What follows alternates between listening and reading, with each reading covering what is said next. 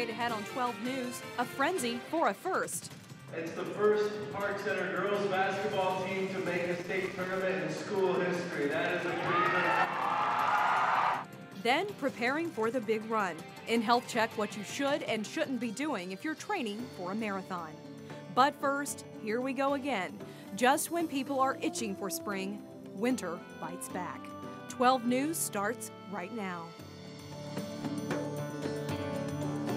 Hello, everyone, and thanks for joining us. I'm Shannon Slatton. And I'm Mike Johnson. Brace yourselves for more shoveling. Up to 6 inches could fall by the time you wake up on Wednesday morning. It's already been a miserable winter. We've had 55 inches of snowfall so far. That's 6 inches above normal. Then you factor in the cold with the most sub-zero days dating back to the late 1800s, and you can see why people are saying enough is enough.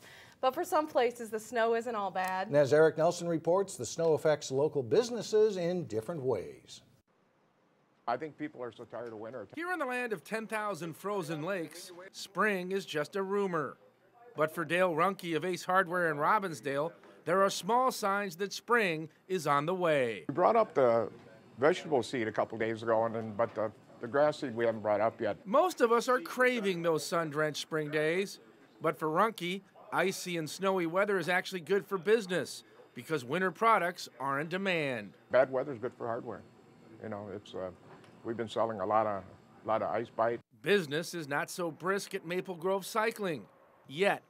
Once the snow melts for good, bikes like this will fly off the rack and cyclists will be pedaling all over the Twin Cities. It's definitely slower than what it would normally be.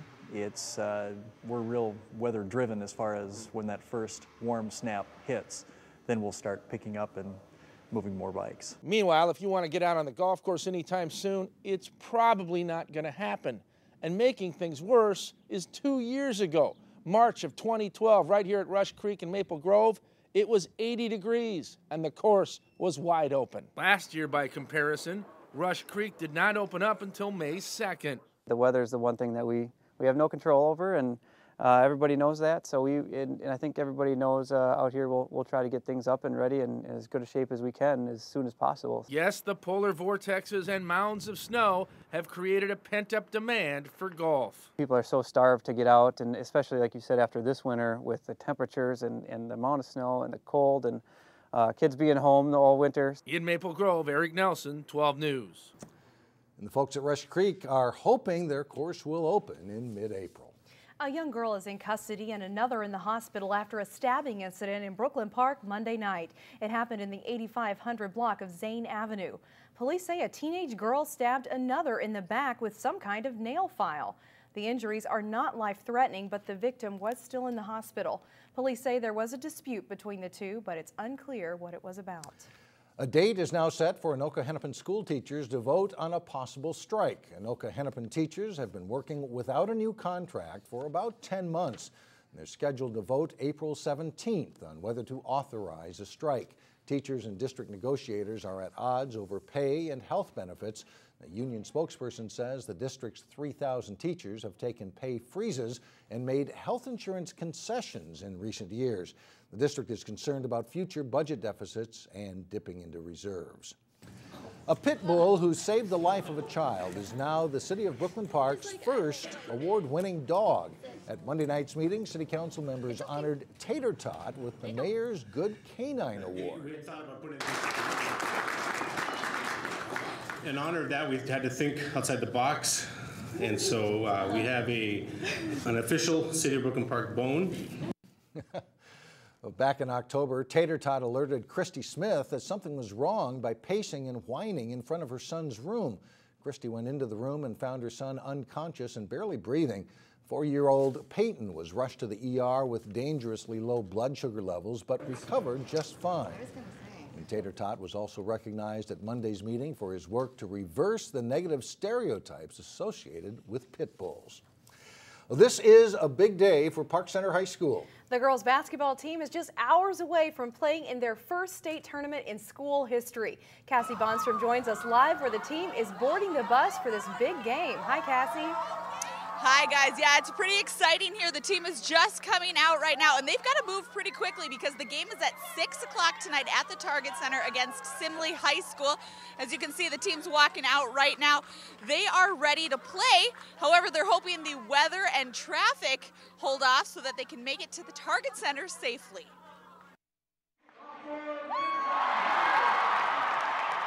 Now, at a school pep rally earlier this afternoon, students and teachers crowded the gym to send the team off with as much positive energy and school spirit as possible. This is the team's first trip to the state tournament, and fans say they'll be in the stands the entire time to show their support. We want to show them that we're 100% behind them. There's a lot of people who said that they couldn't do what they did this year, and they did it. So we want to show that we're all here behind them no matter what anybody says. Now, this team is very young. More than half of the girls are still in junior high, adding even more pressure and excitement to today's rally and game. One student, however, said that age doesn't matter. Even the younger girls have the support of the entire Park Center community. So this is their first Pep Fest and one of their big high school experiences, so they're really excited and maybe a little nervous, but they're super excited to represent Park Center. We hope they go far and that they do big things for Park Center. And like I said, they were boarding that bus pretty darn quickly. They're already on there and ready to go to the Target Center. Again, the game is tonight at 6 o'clock against Simley High School. If they win that game, they'll play Thursday at noon. And John Jacobson will have much more in sports. But for now, reporting live in Brooklyn Park, I'm Cassie Bonstrom, 12 News. All right, thank you very much, Cassie, and go Pirates. Way to go. Yep, go Pirates. Lace up your sneakers. It's time to get running. Up next in Health Check, we'll put a marathon training plan into motion. And then later in sports, more from that Park Center girls basketball team as they head into the state tournament. But first, what's expected to be another sluggish commute on Wednesday morning? We'll be right back.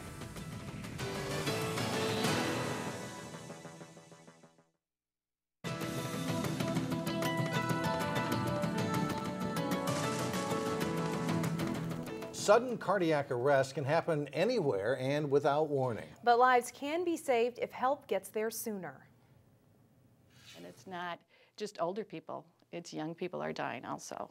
So if we have an AED available and someone trained to use it, we will save lives. Volunteers in Crystal want the city to be a heart-safe community. One of the first steps in that process is identifying where the AEDs are, like the one here at Crystal Dental Care.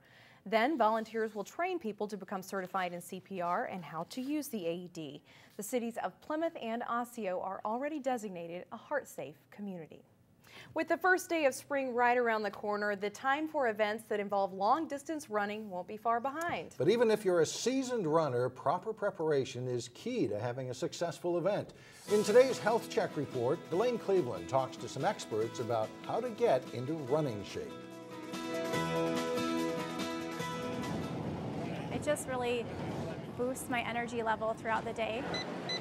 The gym is a place where many simply get their daily dose of exercise. Okay. But for Beth Moss, I've been running about 7 years now, pretty consistently. Should we do a side? she's in full-blown That's right. marathon training mode. My next goal race is Grandma's, which is middle of June.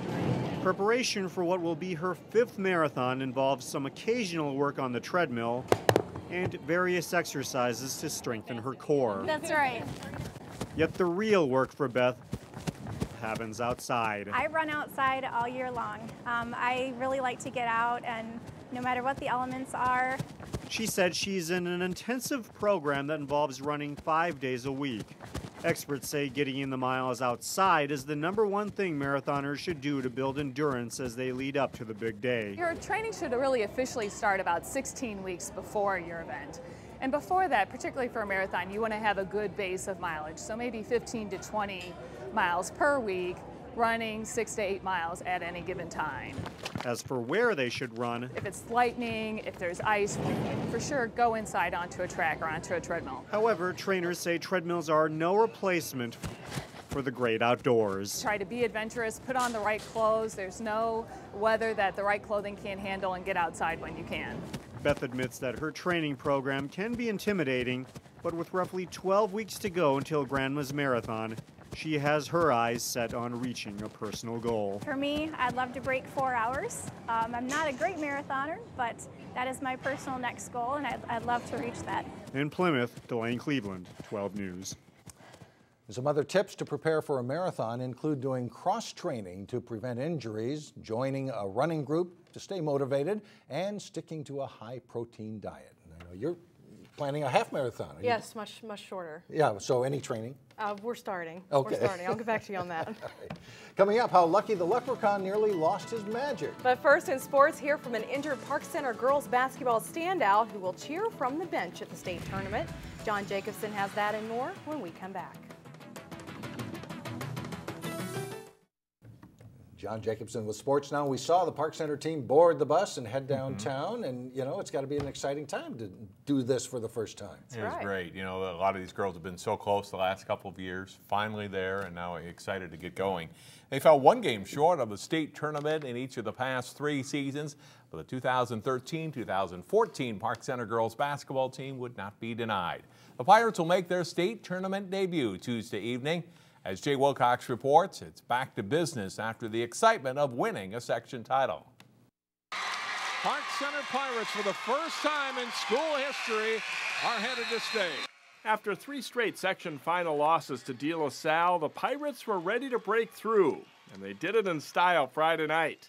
It's still exciting to think about a few days later. I would say it's kind of hard to believe a little bit because it's the first time in history, but we're starting to calm down and really realize that we made it to where we wanted to go. All the girls who've played in all the years previous to this are part of it. And we have the honor of breaking that ground and taking this group there, but the spirit of every girl who's ever played Park Center basketball is going with us, so it's a pretty special feeling. It was time to get back to work Monday. The Pirates received the #1 seed for their first state tournament, which was not entirely expected. I did not think I thought fortunate to be a 2 seed, probably a 3 seed. And when it came back as a 1st seed, we were ecstatic. So puts a bigger bullseye on our back too, though. The first opponent, the Simley Spartans. I know they have Kylie Brown, and I played against her in AAU. She's a decent player, so we gotta play her too. So. For at least one Pirate, it's not the first state basketball trip in the family. McKenna DuBois' dad, Bob, was on the first Park Center boys team to reach state in 1987. He was the first team to make it to state. They beat North, I guess. We hear stories all the time. They always talk about it, and they're just happy we made it too. They are very happy just to be there in the state tournament, but the Pirates also know a title could be within reach. Jay Wilcox, 12 Sports. The Pirates and Simley tip off at 6 o'clock tonight, Tuesday at the Target Center. You can watch that game here on Channel 12 Wednesday morning at 10, plus Wednesday night at 7 and 10 o'clock. A win for Park Center puts them into the semifinals Thursday afternoon at Williams Arena. The Pirates made their section title run without one of their top players, and she'll be watching the state tournament too. Number 21 junior point guard Hannah Schaub tore the ACL in her left knee in this game against Maple Grove late in the regular season. Schaub is adjusting to being the Pirates' biggest fan and is helping as an unofficial player coach. Her younger sister Danielle has replaced Hannah in the Pirates starting lineup. It's been tough, but they're making the best of it. Well, it's tough. I'm sad that I hurt my ACL, but I'm actually really happy because we made it to state for the first time for the school history, and I'm so part of it, so I'm happy. For my little sister, I'm trying to be a little leader for her because she's obviously taking my spot. And I'm also trying to be more of a positive leader and talking more because that's all I can really do. Yeah, she's one of the best guards in the state, and it's just not the same without her on the court. It's kind of sad, though. She's been a big reason why we've been able to perform so well even since she's gone down, because she's been here every day. She's been supporting the kids, encouraging them. Hannah will have surgery on her knee Friday, and how's this for irony? Her older sister Nicole tore her ACL within a week of Hannah's injury while playing basketball for Anoka-Ramsey Community College. The Maranatha Christian Academy boys basketball team finished third at the state Class A tournament last weekend. The Mustangs' lone senior this season was Josh Goldschmidt. He was featured this week on Sports GM here on Channel 12, and here's a clip from that story. Leadership is, it's so important, particularly with young teams. I mean, we've got a number of younger players on this squad. And Josh has that ability to lead these guys verbally on the court, but also it's just his presence.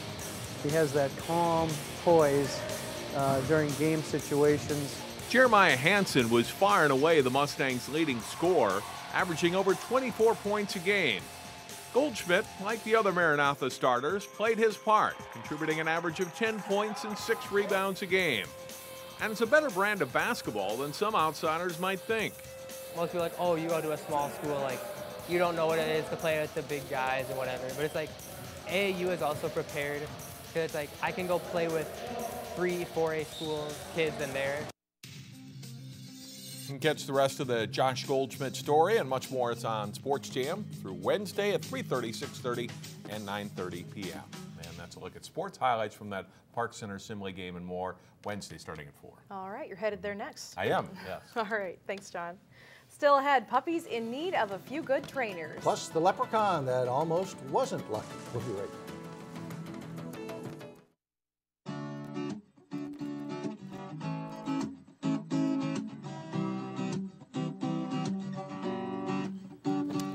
A New Hope nonprofit is having some puppy problems. But staff at Do Canines say it's a good problem to have. Do Canines doesn't have enough homes for all of the puppies entering the training program.